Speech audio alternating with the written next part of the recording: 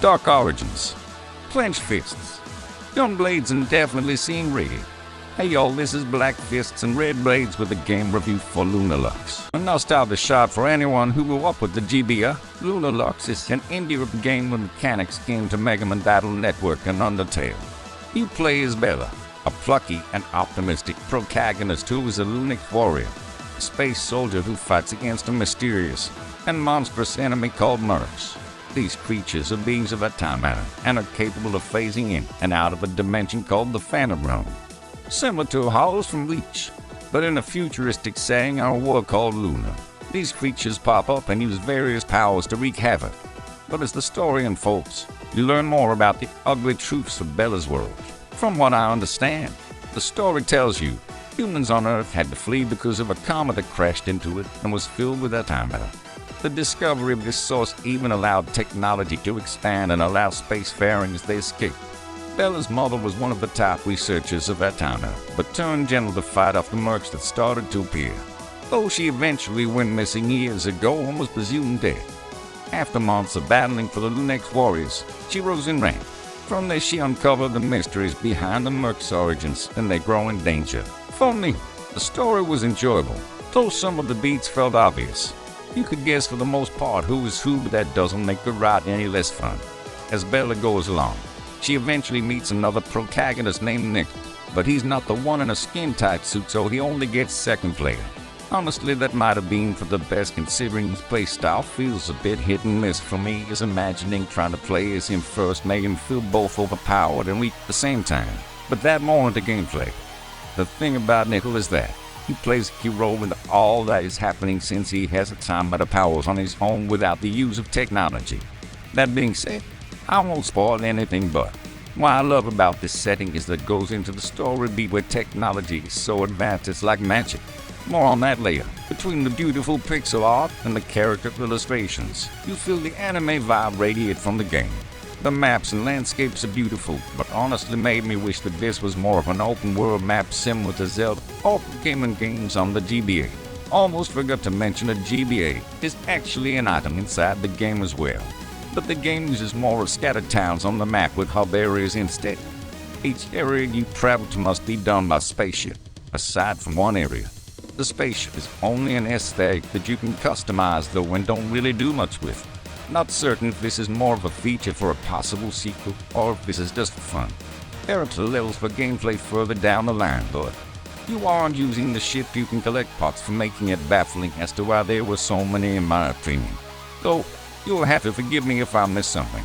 There are some things about the gameplay that I didn't understand or know on my first time finishing the game. But first, for the enemies. They attach in a variety of ways, with groups of either 3 appearing or only 1. I don't remember if there was ever a single encounter with just a showing up. In the enemy phases, you can be attacked a variety of ways, forcing you to either block with your shield on one tile, dodge vertically on a 1x3 tile row, do the same dodging on a 3x3 grid similar to Battle Network, or going into a free movement field as a hawk, like Undertale, dodging projectiles coming from the enemy, while activating your shield, which spans 1 point if you find yourself stuck. I don't like the feel, since if you get hit with one projectile, you can lose your ranking, which also affects how much experience, money, and skill points you earn. And the enemies later on can do hundreds of damage in battle with just one projectile, while you can get hit multiple times, and it stacks the damage. Try that with the space birds and hydras, and it gets old soon.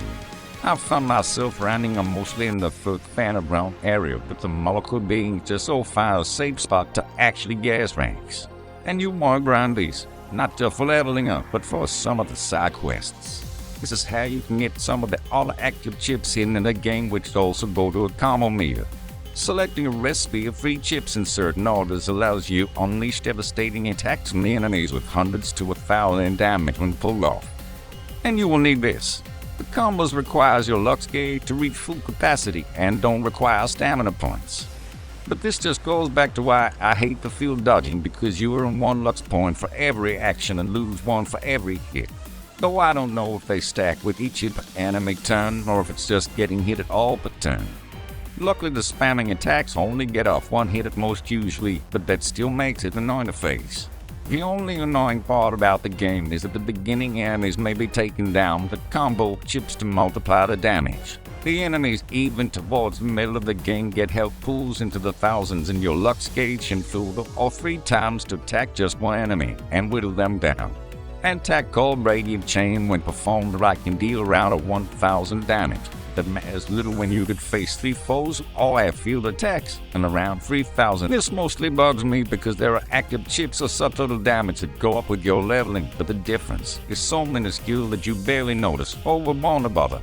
The Gun Saber is the cheapest attack and can be performed twice, while also having a support chip, but only goes up to 30, or 40 if maxed. The problem is it eventually feels like you need to have a missile launcher with enough ammo and rapid-fire rival mannequins against a frog while the bigger bad guys are best. There's a set of augmenting chips that makes some of the conditions in battle easier, letting you use to support chips, having your Lux gauge halfway full, and a few other things. An interesting thing about the battles is that they aren't done in random encounters, but in floating wisps of energy placed in different spots. Unless you are watching your screen, you have to deliberately look for a fight, something that I am not certain I'm for or against. It's a different style, and I don't think it hurts, but that just makes me appreciate the game devs' experimentation even more. Outside of battle, you also can go around each town or settle to meet people, slowly growing a reputation, which also affects the price of shops in the area. The more side quests and people that know you, the greater the heart affinity. This is good, and all that doesn't help with some of the prices. You're only at 40k. Either way, different vendors sell different items, chip parts and chips. I mostly went around trying to buy up the active chips, skill points, sport chips, or upgrade chips.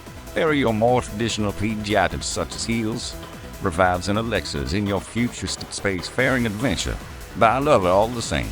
Lunar Lux is a game with a mix of a PG experimentation that I can appreciate, but I feel sorta drops the ball. The mechanics and loops in the game to feed off of one another may be different from other game systems, but just because you feed one thing into another doesn't mean it will maximize the greatest benefit. The best example I do have is the leveling system. You can max out your level, and it have nothing to do with your defense, health, or attack strength aside from a few chips or conditions. But there almost is no point in showing my level if I have to strengthen myself upgrading with an outside resource. The map is made up of separate towns, and the enemies only show up in cutscenes or selective areas you have to interact with. But honestly, I felt just exiting a stage area might have been better than jumping to your spaceship to go somewhere different. I like the game, and it feels like it got rid of some traditional features or switched them up, only to enhance some benefit while causing others to be a grind. The game is fun, worth the study for any game dev, but this honestly made me more appreciative of the older titles. I give Lunar Lux a 7 out of 10 and recommend it for anyone who loves RPGs, and especially those who grew up with GBA games. Either way, this is Black Fists and Red Blade signing out. Have a good one, y'all.